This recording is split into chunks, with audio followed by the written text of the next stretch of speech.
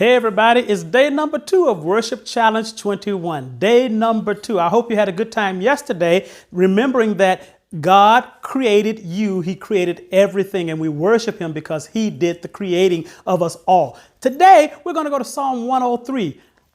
Bless the Lord, O my soul, and all that is within me, bless his holy name. Bless the Lord, O my soul, and forget not all his benefits. So here's what I want you to do today. I want you to start thinking about not necessarily his benefits. We'll come to that later. But I want you to start thinking about things that God has done for you. That's called the capacity to remember. Bless the Lord, O my soul, and all that is within me. Bless the Lord, and forget not. Forget not. I want you to remember. Today, I want you to remember all those times when you probably had a near miss car accident or something of that nature where you almost lost your life because some driver wasn't paying attention to the road. Somebody was texting, somebody was doing something like that. I want you to start remembering stuff like that. I want you to start remembering where you passed a class if you were in school and you know you weren't supposed to pass that class and the teacher gave you grace. That wasn't the teacher. That was God's love for his child. God gives us grace and favor even when we don't do everything we're supposed to do. So I want you to start remembering right now.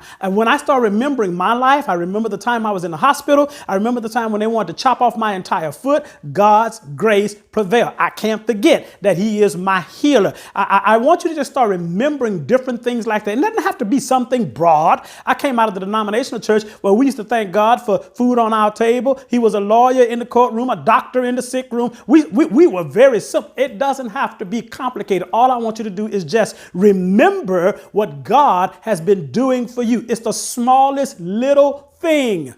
Remember, and then what we're going to do is start thanking God for what he has done, watch this, in the past. Because if you're remembering, you are considering the past. How often we forget what God has done. Now, why is this important in worship? Because as you remember what God has done, it settles your mind to understand that what God has done, he will do it again. And when I begin to understand that, guess what it does? It builds faith in me and charges my energy to move forward with the plan of God. So God, I just bless you for those things that you have done in my past. God, I remember one specific thing. You saved me. I just want to say thank you. I am not what I should be, but I thank God I'm not what I used to be. For God, you who have begun a good work in me will complete it in the day of Jesus Christ. And so thank you.